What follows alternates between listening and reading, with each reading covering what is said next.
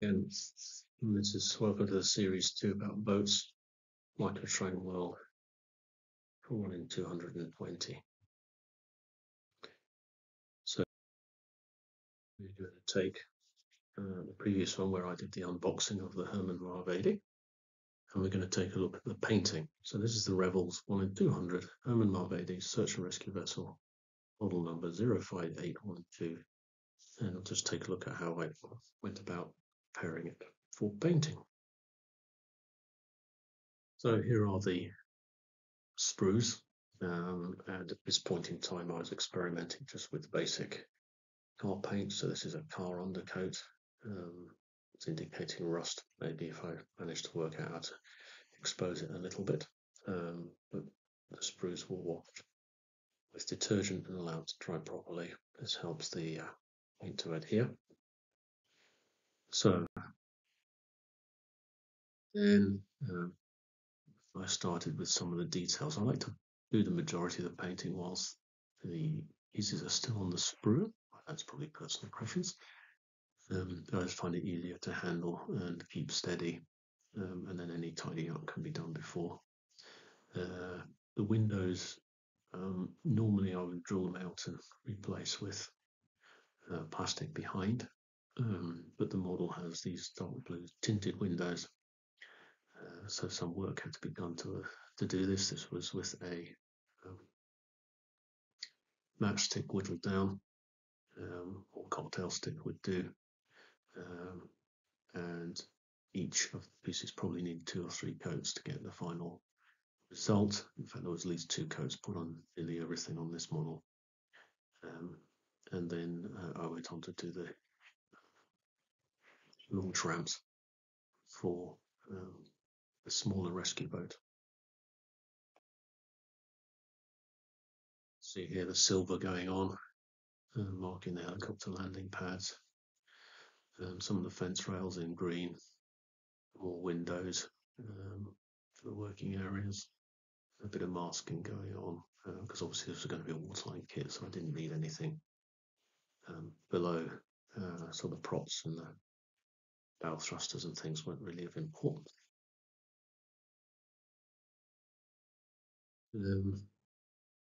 Building up, masking off. So once I'd sort of done the main pieces, I masked off the bits that I had already painted, just to make it easier, because the next job was to paint it. Yeah. So now here we see a bit more of the finished pieces. These are very sort of close-up pictures. So as I said, I think the main challenge for me with this kit was the painting. The fluorescent orange paint that you get needs multiple coats to make it work. It's very washy when you start. So I would say it's probably at least 5 coats on this model for the fluorescent orange. And then the silver area markings on the hull were also quite difficult to replicate. In the end, it was just fine paint, fine brush with the silver paint, and again needed several coats. So that's what the spur A. Spur B then, very similar. You can see the fluorescent orange on the front piece that goes underneath the helm's position.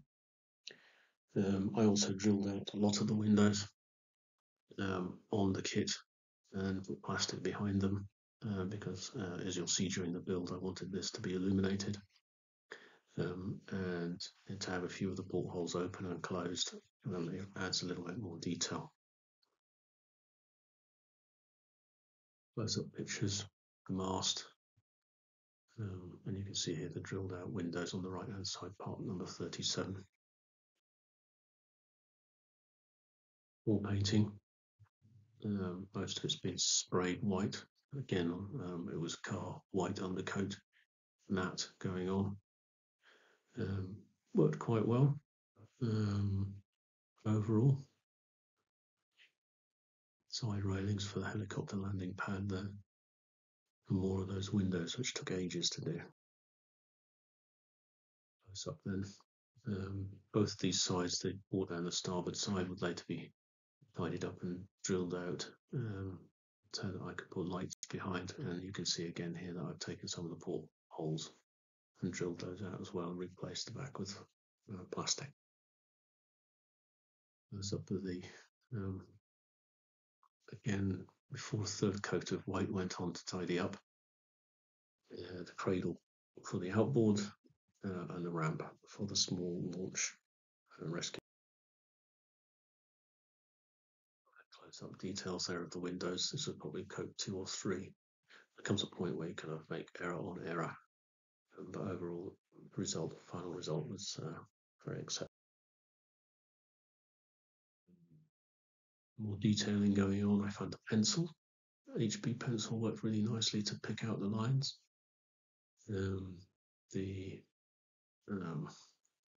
life raft ring rather also seemed to be quite easy to paint with the right brushes. Some more details here. Or it back of the on for life rings painted on the railings, the fire hydrants, and so on. Of course, in the end, there was a need for crew. These again are the prizer figures modified from their rail sets and painted, ready to go on as crew. I decided the crew for this boat was going to be quite well. A lot of numbers on it. But those are some of the models as they were being done.